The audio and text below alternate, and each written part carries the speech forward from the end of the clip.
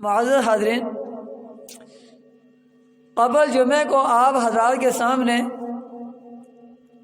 جو گفتگو کی تھی اس کا موضوع تھا کہ خود بھی جہنم کی آگ سے بچیے اور اپنی اولاد کو بھی جہنم کی آگ سے بچائیں۔ تو آج انشاءاللہ جہاں پر یہ موضوع چھوڑا تھا وہاں سے ہی آگے لے کر چلوں گا۔ آپ کے سامنے بات کر رہا تھا لا طاعۃ لأحد فی معصیۃ اللہ انما الطاعۃ فی المعروف۔ یہ بخاری اور مسلم شریف کی حدیث ہے، آپ کے سامنے پیش کی تھی کہ اللہ تعالیٰ کی نافرمانی میں کسی کی بھی اطاعت کرنا جائز نہیں ہے، چاہے وہ کسی کی بھی اطاعت ہو، لیکن جس میں اللہ تعالیٰ کی نافرمانی ہو رہی ہو، اللہ تعالیٰ کا قانون نہ ہو، اللہ نے حکم نہ دیا ہو، تو وہ اطاعت نہیں کی جا سکتی۔ انما الطاعۃ فی المعروف، اور اطاعت ہمیشہ نیک کام میں کی جاتی ہے۔ آپ نیکی کا کوئی کام کرتے ہیں اس میں اطاعت کی جاتی ہے۔ اور آگے لقمان علیہ السلام اپنے بیٹے کو نصیحت جو کی تھی، یا بنیا انہا ان تک مثقال حبۃ من خردل فتکن فی صخرۃ او فی السماوات او فی الارض یأت بها اللہ ان اللہ لطیف خبیر۔ انہوں نے فرمایا تھا کہ اے میرے بیٹے، اگر کوئی چیز چاہے رائی کے دانے کے برابر کیوں نہ ہو، پھر چاہے وہ پہاڑ کے نیچے ہو، چٹان کے نیچے ہو، یا آسمانوں میں ہو یا زمین میں ہو، اللہ تعالیٰ اسے ضرور لا کر رہے گا، کیونکہ اللہ تعالیٰ باریک بین ہے اور خبردار ہے، ہر چیز کو دیکھنے والا ہے۔ یہ بات آپ کے سامنے پیش کی تھی۔ اس کا مقصد یہ ہے کہ چھوٹی سے چھوٹی نیکی، چھوٹے سے چھوٹا گناہ اللہ تعالیٰ ہر چیز سامنے لا کر رہے گا، اور ہمارے سارے اعمال نامے جو ہیں، جو ہم نے نیکیاں کی ہیں وہ بھی دکھائی جائیں گی، جو گناہ کیے ہیں وہ بھی دکھائے جائیں گے۔ اس کے بعد پھر انہوں نے ایک نصیحت اور کی ہے۔ کیا نصیحت کی تھی؟ یہی موضوع انشاءاللہ لے کر آگے چلوں گا۔ کہا یا بنیا، اے میرے بیٹے، اقیم الصلاۃ، نماز قائم کرنا، وَأْمُرْ بِالْمَعْرُوفِ، اور نیکی کا حکم کرنا، وَنْهَ عَنِ الْمُنْكَرِ، اور برائی سے منع کرنا، وَاصْبِرْ عَلَى مَا أَصَابَكَ، اور تمہیں جو مصیبت پہنچے، دکھ پہنچے، تکلیف پہنچے، اس میں صبر کرنا ہے۔ عَلَى مَا وَاصْبِرْ عَلَى مَا أَصَابَكَ إِنَّ ذَلِكَ مِنْ عَزْمِ الْأُمُورِ، کیونکہ یہ تاکیدی کاموں میں سے ہے۔ سب سے پہلے کیا حکم دیا؟ نماز قائم کرنی ہے۔ یہ اولاد کی تربیت میں ہے، ہماری تربیت میں ہے۔ دنیا میں بھی کامیابی نماز ہی میں ہے، آخرت میں بھی کامیابی نماز ہی میں ہے۔ دنیا میں نقصان، خسارہ، تکلیفیں، پریشانیاں نماز چھوڑنے میں ہیں، آخرت کے اندر جہنم میں جانا، خسارہ، دکھ، تکلیفیں نماز کو ادا نہ کرنے میں ہیں۔ اور جو ہمیں مصیبت آتی ہے، تکلیف آتی ہے، پریشانی آتی ہے، یہ سب اللہ تعالیٰ کی طرف سے ہوتا ہے۔ ہم ہر کام میں صبر کریں، نماز قائم کریں، قرآن جی کی تلاوت کریں، اللہ تعالیٰ کے حقوق کو پورا کریں، اللہ تعالیٰ کے حکم کو پورا کریں، اللہ تعالیٰ کے قانون کو پورا کریں۔ جب اللہ تعالیٰ کے قانون کو ہم پورا کریں گے، رب العالمین ہم پر راضی ہو جائے گا۔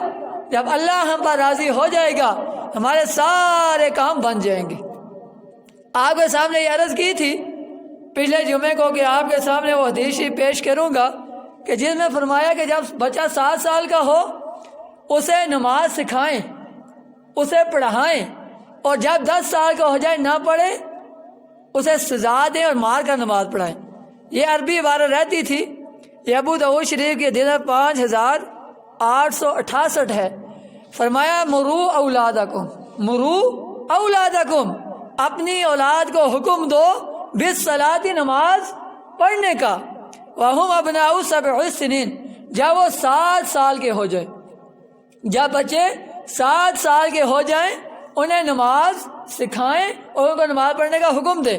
وَاضْرِبُوهُمْ، ان کو مارو، وَاضْرِبُوهُمْ، ان کو مارو، عَلَيْهَا، اس پر، وَهُمْ أَبْنَاءُ 10 سنین، جب 10 سال کے ہو جائیں اگر نماز نہیں پڑھتے انہیں آپ سزا دیں اور سزا دے کر انہیں نماز پڑھائیں۔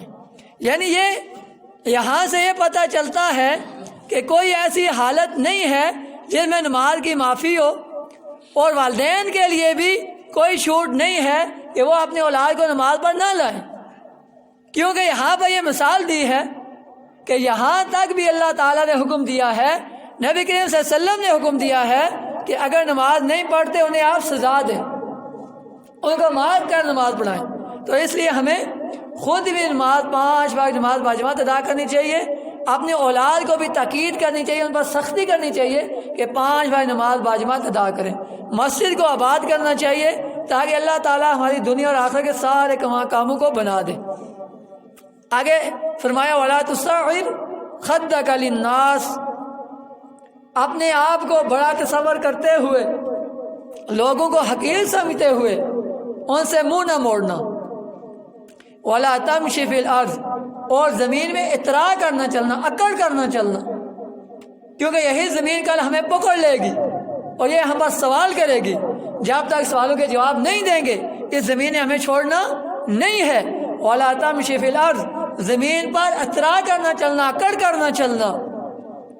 ان اللہ لا يحب كل مختال فخور، کیونکہ اللہ تعالیٰ تکبر کو پسند نہیں کرتا، اللہ تعالیٰ فخر کو پسند نہیں کرتا۔ وَاقْصِرْ فِي مَشْيِكَ، اور اپنی رفتار میں میانہ روی اختیار کرنا، سکون کے ساتھ چلنا، اطمینان کے ساتھ چلنا، صحیح طریقے کے ساتھ چلنا، جیسے میرے نبی کا حکم ہے، اللہ تعالیٰ کا حکم ہے، اس کے مطابق اپنی رفتار رکھنا، اس کے مطابق چلنا۔ وَاغْضُضْ مِنْ صَوْتِكَ، اور اپنی آوازوں کو کنٹرول کے اندر رکھنا، اپنی آوازوں کو پست رکھنا۔ إِنَّ أَنْكَرَ الْأَصْوَاتِ لَصَوْتُ الْحَمِيرِ، کیونکہ سب سے بری جو آواز ہے وہ گدھے کی آواز ہے۔ ایک اس کے اندر فرمایا قرآن مجید کی آیت سورہ لقمان کی 19 اور 18 اور 19 نمبر آیت میں فرمایا۔ کیوں؟ دیکھیں بعض حضرات کی عادت ہوتی ہے، کسی کے گھر کے پاس سے گزر رہے ہیں، راستے سے گزر رہے ہیں، وہ ایک دوسرے سے باتیں کرتے ہیں اونچی اونچی آواز سے، یا کسی کو آواز دیتے ہیں اونچی آواز سے دے دیتے ہیں آواز، یا بعض دفعہ ایسا ہوتا ہے 2 بھائی ہیں، ان کی آپس میں کوئی ناراضگی ہے، دشمنی ہے، ایک دوسرے کو سنانے کے لیے اونچی آواز میں وہ آواز دیں گے، کچھ بات کر دیں گے۔ اس لیے فرمایا اپنی آواز کو پست رکھیں اور اپنی رفتار میں میانہ روی اختیار کریں، اور جو اونچی آواز ہوتی ہے وہ کس کی آواز ہوتی ہے؟ حدیث شریف کے اندر فرمایا وہ گدھے کی آواز ہوتی ہے۔ اس لیے ہم جہاں بھی جائیں، چاہے اپنے علاقے میں ہو یا کسی اور علاقے میں ہو، اپنی آواز کو پست رکھیں، آرام کے ساتھ گفتگو کریں، آرام کے ساتھ ہم دوسرے سے بات کریں، کیونکہ اس سے منع کیا گیا ہے۔ اگر گدھے کی آواز کے ساتھ آواز کو ملایا گیا ہے، ظاہر بات ہے کہ اس کے اندر بہت بڑا گناہ ہے، عیب ہے، جرم ہے، جیسے اللہ تعالیٰ ہمیں منع کر رہا ہے۔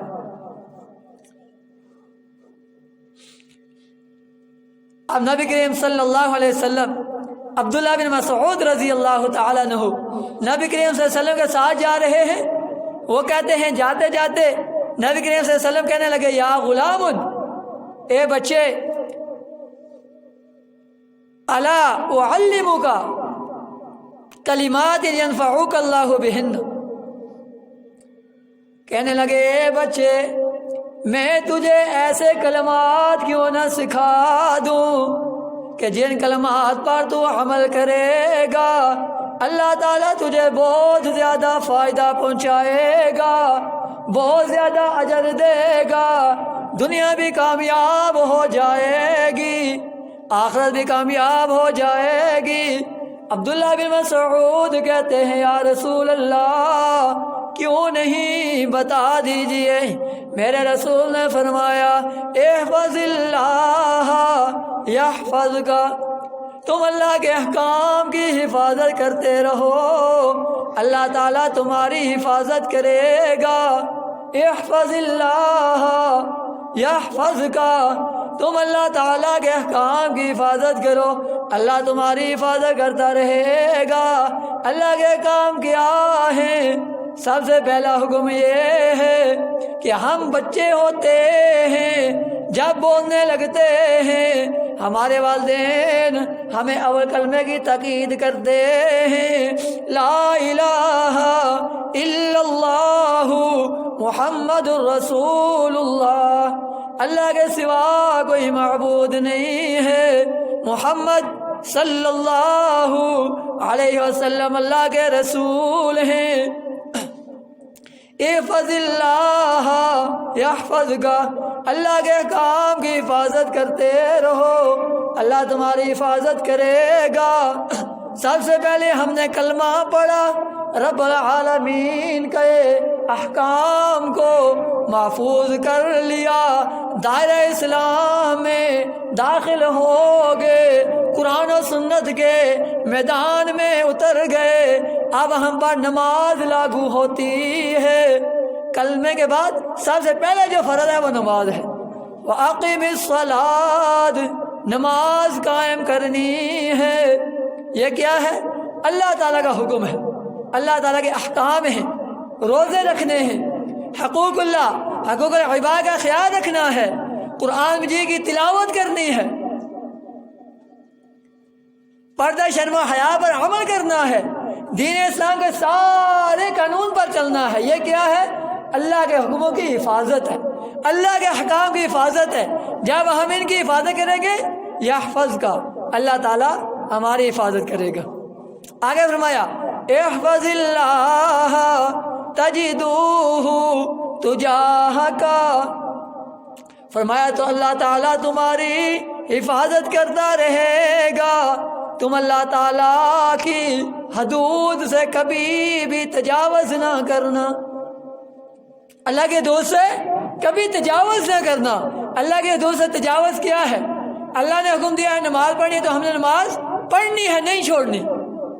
رب العالمین نے کہا حقوق اللہ، حقوق العباد کا خیال رکھنا ہے تو ہم نے رکھنا ہے، اس سے تجاوز نہیں کرنی۔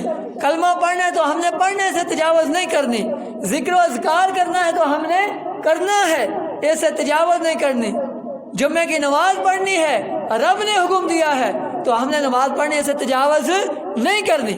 جب تک ہم اللہ کے حقوق، اللہ کے حکم سے، اللہ کی حدود سے تجاوز نہیں کریں گے تو کیا ہوگا؟ اللہ تعالیٰ ہماری حفاظت کرتا رہے گا۔ جب یہ احکام ان پر ہم خود بھی عمل کریں گے، اپنے اولاد کو بھی عمل کروائیں گے تو یقین جانیے دنیا بھی کامیاب، آخرت بھی کامیاب ہو جائے گی۔ آگے فرمایا اذا سألت فاسأل اللہ، جب بھی کوئی چیز مانگنی ہو، جب بھی اذا سألت فاسأل اللہ، صرف اللہ تعالیٰ سے مانگنی ہے۔ بڑی سے بڑی چیز ہو، چھوٹی سے چھوٹی چیز ہو، کسی پیر فقیر سے نہیں مانگنی، کسی نبی سے نہیں مانگنی، کسی ولی سے نہیں مانگنی، کسی غوث ابدال سے نہیں مانگنی۔ اگر مانگنی ہے اذا سألت فاسأل اللہ، صرف اللہ تعالیٰ سے مانگنی ہے۔ نبی کریم صلی اللہ علیہ وسلم نے ارشاد فرمایا، یعنی کہ عقیدہ توحید کو بیان کرتے ہوئے اولاد کی تربیت ہے، یہ خود بھی جہنم سے بچیے، اپنے اولاد کو بھی جہنم سے بچائیے، یہ تقید کیجئے، یہ ان کے ذہن میں ڈالیے کہ اللہ کے علاوہ کسی کے سامنے جھکنا نہیں ہے، اللہ کے علاوہ کسی سے مانگنا نہیں ہے، اللہ تعالیٰ کے علاوہ کسی کے لیے نظر و نیاز نہیں ہے۔ نبی کریم صلی اللہ علیہ وسلم نے فرمایا کہ اگر آپ کے جوتے کا تسمہ ٹوٹ جاتا ہے، سب سے کم تر چیز ہے، وہ بھی کس سے مانگنا ہے؟ اللہ تعالیٰ سے۔ کیوں؟ عقیدہ دے رہے ہیں، عقیدہ توحید سمجھا رہے ہیں کہ اس کے علاوہ کوئی حاجت روا نہیں ہے، کوئی مشکل کشا نہیں ہے، کوئی حلال کا سنوارنے والا نہیں ہے، کوئی حلال کا بگاڑنے والا نہیں ہے، اگر ہے تو صرف رب العالمین کی ذات ہے۔ اذا سألت فاسأل اللہ، پھر آگے فرمایا وَإِذَا اسْتَعَنْتَ فَاسْتَعِنْ بِاللَّهِ، اور جب بھی تمہیں مدد درکار ہو، مدد مانگنی ہو تو صرف اللہ تعالیٰ سے مدد مانگنی ہے۔ وَإِذَا اسْتَعَنْتَ فَاسْتَعِنْ بِاللَّهِ۔ آپ نے دیکھا ہوگا لوگ نعرہ لگاتے ہیں، نعرہ حیدری یا علی، بعض کہتے ہیں یا علی مدد۔ رب کائنات کی قسم یہ شرک ہے، اللہ تعالیٰ کے علاوہ آپ کسی سے مدد طلب نہیں کر سکتے۔ علی رضی اللہ تعالیٰ عنہ چوتھے خلیفہ ہیں، نبی کریم صلی اللہ علیہ وسلم کے داماد ہیں، صحابی رسول ہیں، پکے اور ٹھکے جنتی ہیں، ان کے جنتی ہونے میں کوئی شک نہیں ہے۔ صحابہ کرام ہیں جو جنت کی عورتوں کے سردار ہیں، ان کے شوہر ہیں جو جنت کے مردوں کے نوجوانوں کے سردار ہیں، ان کے باپ ہیں۔ پکے اور ٹھکے کیا ہیں؟ جنتی ہیں، لیکن وہ مدد کسی کی بھی نہیں کر سکتے۔ کیوں؟ رب العالمین نے فرمایا کہ میرے علاوہ کوئی مدد کرنے والا نہیں ہے۔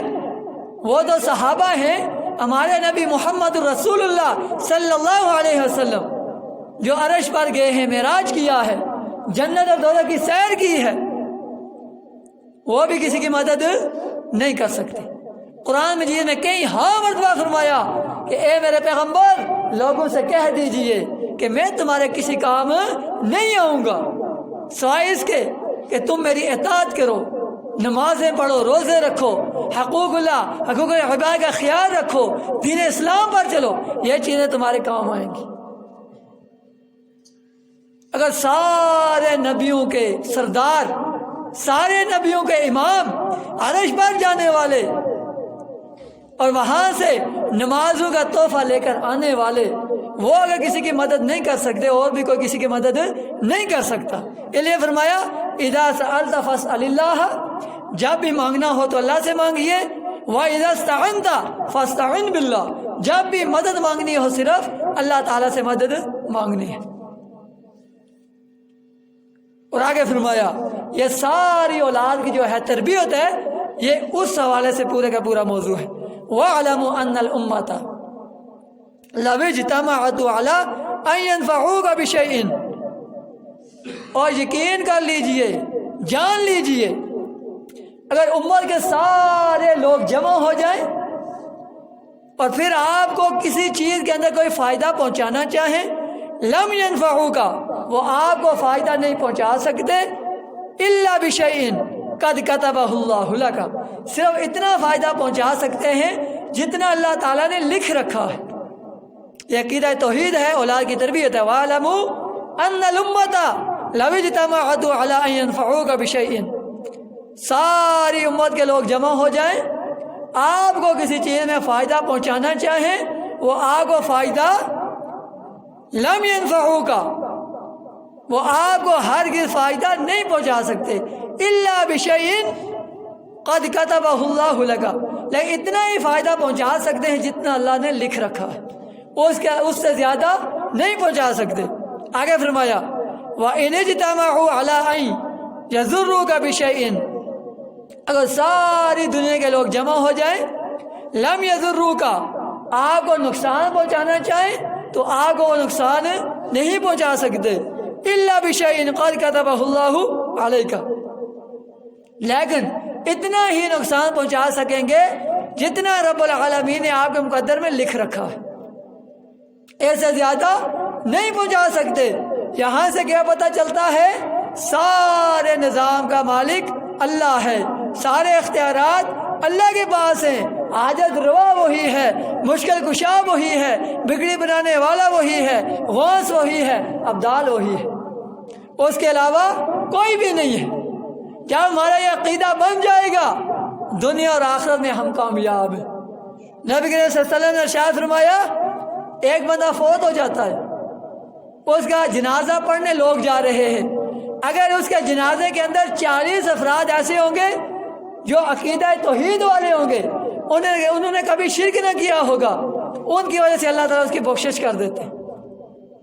عقیدہ توحید کی اتنی بڑی قدر و قیمت ہے، اتنی بڑی سعادت ہے، یہ اتنا بڑا کمال والا، شان والا، بلندیوں والا عقیدہ ہے۔ رفعت الاقلام وجفت الصحف، قلم اٹھا لیے گئے ہیں اور صحیفے خشک ہو چکے ہیں۔ حدیث میں کیا فرمایا؟ قلم اٹھا لیے گئے، صحیفے خشک ہو گئے. اور آگے فرمایا، اس کی جو تشریح ہے وہ بھی آپ کے سامنے بیان کر دوں. قلم اٹھا لیے گئے، صحیفے خشک ہو گئے، یعنی اللہ تعالیٰ نے جو تقدیریں لکھنی تھی وہ لکھ دی ہے. ہماری موت کب آئے گی، رزق کتنا ملے گا، زندگی کتنی ہے، ہم نے کیسے زندگی گزارنی ہے، کتنا پانی پینا ہے، کتنا کھانا کھانا ہے، کون سا ہمیں لباس ملے گا، ہر تقدیر لکھی جا چکی ہے اور قلم اٹھا لیے گئے ہیں. آگے فرمایا، تعرفوا الی اللہ فی الرخاء یعرفک فی الشدہ. خوشحالی کے ایام میں اللہ تعالیٰ کے قانون اور لوگوں کے قانون کا پاس رکھیں، لوگوں کی مدد کریں، اور جب آپ پر تنگی آئے گی تو اللہ تعالیٰ آپ کی مدد کرے گا. تعرفوا الی اللہ فی الرخاء یعرفک فی الشدہ، یعنی اللہ تعالیٰ فرما رہا ہے جب آپ کے پاس وسائل موجود ہوں، آپ خوشحال ہوں، تو اللہ تعالیٰ کے قانون کا بھی پاس رکھیں، اس کے قانون کو بھی پورا کریں، اور بندوں کے جو حقوق ہیں وہ بھی پورے کریں، کیونکہ جب آپ پر تنگی آئے گی تو اللہ تعالیٰ کیا کرے گا، آپ کی بھی مدد کرے گا. اس کا بھی ہم نے خیال رکھنا ہے، اپنی اولاد کو بھی یہ تربیت دینی ہے. آگے فرمایا، وَعْلَمْ أَنَّ مَا أَخْطَأَكَ لَمْ يَكُنْ لِيُصِيبَكَ. اس میں فرمایا جان لیجئے، یقین کر لیجئے، پکا عقیدہ بنا لیجئے کہ جو چیز اللہ تعالیٰ تم سے روک لے وہ تمہیں ہرگز نہیں مل سکتی. اللہ نے رزق روک لیا، لباس روک لیا، کھانا پینا روک لیا، وہ تمہیں ہرگز نہیں مل سکتا، چاہے جو مرضی کر گزرو وہ ہرگز تمہیں نہیں ملے گا. وَمَا أَصَابَكَ لَمْ يَكُنْ لِيُخْطِئَكَ. اگر اللہ تعالیٰ آپ کو کوئی چیز دینا چاہتا ہے، پوری کائنات مل جائے، وہ روکنا چاہے وہ تمہیں مل کر رہے گی، وہ رک نہیں سکتی. یعنی یہاں سے کیا پتہ چلتا ہے کہ جو کوئی دینا ہے وہ اللہ تعالیٰ نے دینا ہے، اس کے علاوہ کوئی دینے والا نہیں اور کوئی روکنے والا نہیں. جو اللہ دینا چاہے اسے کوئی روک نہیں سکتا، جو اللہ لینا چاہے اسے کوئی دے نہیں سکتا. آگے فرمایا، وَاعْلَمْ أَنَّ النَّصْرَ مَعَ الصَّبْرِ وَأَنَّ الْفَرَجَ مَعَ الْكَرْبِ. اس کے اندر فرمایا، اور جان لیجئے کہ ہمیشہ اللہ تعالیٰ کی مدد صبر کے ساتھ آتی ہے. انسان پر کوئی مصیبت آ گئی، کوئی پریشانی آ گئی، کوئی ٹینشن آ گئی، اس میں وہ صبر کرے. جب وہ صبر کرے گا اللہ تعالیٰ اس کے ساتھ کیا کریں گے، مدد کریں گے. وَأَنَّ الْفَرَجَ مَعَ الْكَرْبِ. کیونکہ خوشحالی کے بعد، ہر پریشانی کے بعد خوشحالی ہوتی ہے. انسان بہت زیادہ پریشان رہتا ہے، وہ نمازیں پڑھتا رہتا ہے، قرآن کی تلاوت کرتا رہتا ہے، اللہ تعالیٰ کے قانون کو پورا کرتا رہتا ہے، مسجد کو آباد کرتا رہتا ہے، دین اسلام کو بلند کرتا رہتا ہے، اللہ تعالیٰ کے قانون کو کمر نہیں دکھاتا، وہ پر عمل کرتا رہتا ہے، تو پھر اللہ تعالیٰ اس کے کیا کرتے ہیں، اس کی مدد کرتے رہتے ہیں. اور پریشان رہ کر اس کے بعد کیا ہوگا، وہ خوشحال ہو جائے گا. آگے فرمایا، وَأَنَّ مَعَ الْعُسْرِ يُسْرًا. یہ بھی اللہ تعالیٰ قرآن مجید میں، فرقان حمید میں اعلان کرتا ہے، او اللہ کے بندے، تو کسی ٹینشن میں ہے، کسی پریشانی میں ہے، کسی بیماری میں ہے، کسی مصیبت میں ہے، ہرگز نا امید مت ہونا، اس پر صبر کرنا ہے، اللہ کے کام کو پورا کرنا ہے، نمازیں پڑھنی ہیں، روزے رکھنے ہیں، پردہ شرم و حیا پر عمل کرنا ہے، مساجد کو آباد کرنا ہے، حقوق العباد کا خیال رکھنا ہے.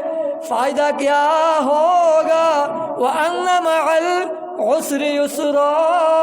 ہر تنگی کے بعد آسانی آتی ہے. تنگ رہے گا، مصیبت میں رہے گا، پریشانی میں رہے گا، لیکن اللہ کے احکام کو پورا کرتا رہے گا تو یاد رکھنا اس کے بعد کیا ہوگا، تنگی کے بعد بہت بڑی آسانی آئے گی. لیکن دین کو نہیں چھوڑنا، اسلام کو نہیں چھوڑنا، رب العالمین کو ہمیشہ راضی کرنا ہے. آگے فرمایا من لا یرحم لا یرحم، آپ کسی پر رحم کریں گے آپ پر بھی رحم کیا جائے گا۔ من لا یرحم لا یرحم، جو دوسروں پر رحم نہیں کرتا اس پر رحم نہیں کیا جاتا۔ کوئی پریشانی میں ہے، مصیبت میں ہے، تنگی میں ہے، آپ اس کا ساتھ تعاون کرتے ہیں، اس کی مدد کرتے ہیں، اس کی دیکھ بھال کرتے ہیں، اللہ تعالیٰ کہتا ہے میں تمہاری دیکھ بھال کروں گا، تمہاری مدد کروں گا، تمہاری پریشانی کو دور کروں گا۔ اور فرمایا جو دوسروں پر رحم نہیں کرتا میں اس پر بھی رحم نہیں کرتا۔ انما اموالکم و اولادکم فتنہ، فرمایا تمہارے جو مال ہیں اور تمہاری جو اولاد ہے یہ آزمائش ہے، اللہ تعالیٰ کی طرف سے یہ آزمائش ہوتی ہے۔ اللہ تعالیٰ اولاد دیتا ہے، مال دیتا ہے، پھر اللہ تعالیٰ دیکھتا ہے میرے بندے ان خوشحال دنوں کے اندر کیا قرآن و سنت پر چلتے ہیں، دین اسلام پر چلتے ہیں، یا دنیا کی زندگی میں مگن ہو جاتے ہیں، دنیا کی طرف متوجہ ہو جاتے ہیں۔ جب بندہ اللہ کے احکام کے ساتھ جڑا رہتا ہے پھر اللہ تعالیٰ اسے دنیا اور آخرت کے اندر بہت زیادہ بلائیاں عطا کرتا ہے، دنیا اور آخرت کے اندر اللہ تعالیٰ اسے کامیابیاں عطا کرتا ہے، دنیا اور آخرت کے اندر اللہ تعالیٰ اسے بڑے بڑے عہدوں کے ساتھ نوازتا ہے، بڑی شان و شوکت کے ساتھ رکھتا ہے، دنیا میں بھی کامیابیاں آخرت میں بھی کامیابیاں۔ نہیں یہ کامیابی کس کے ساتھ آئے گی؟ نماز کے ساتھ آئے گی، قرآن و سنت کے ساتھ آئے گی، دین اسلام کے ساتھ آئے گی۔ تو آج سے ہم یہ پکا عزم کریں، اللہ تعالیٰ سے پکا وعدہ کریں، پکا ارادہ کریں کہ ہم نے خود بھی قرآن مجید کی تلاوت کرنی ہے اور اپنی اولاد کو بھی قرآن مجید کی تلاوت میں لگانا ہے، خود بھی ہم نے نماز 5 وقت پابندی سے پڑھنی ہے اور اپنے اولاد کو بھی نماز کا پابند بنانا ہے، ان پر سختی کرنی ہے۔ ہم نے خود بھی مساجد کو آباد کرنا ہے، مسجد کے اندر جا کر 5 وقت نماز باجماعت ادا کرنی ہے اور اپنی اولاد پر بھی سختی کرنی ہے، ان کو بھی 5 وقت نماز کا پابند بنانا ہے۔ جب ہم پکا ارادہ کریں گے، دل میں اللہ تعالیٰ سے وعدہ کریں گے تو اللہ تعالیٰ ہماری راہیں کھول دے گا، اللہ تعالیٰ ہمارے لیے آسانیاں پیدا کرے گا۔ اللہ تعالیٰ سے دعا ہے جو کہا گیا، بیان کیا گیا، سنا گیا، سنایا گیا، اللہ تعالیٰ ہمیں ان باتوں پر عمل کرنے کی توفیق عطا فرمائے۔ اللہ تعالیٰ ہمیں 5 وقت نماز باجماعت ادا کرنے کی توفیق عطا فرمائے۔ اللہ تعالیٰ ہمیں مسجد کو آباد کرنے کی توفیق عطا فرمائے۔ اللہ تعالیٰ ہمیں خود بھی اور اپنے اولاد کو بھی جہنم کی آگ سے بچانے کی توفیق عطا فرمائے۔ وما علینا الا البلاغ المبین۔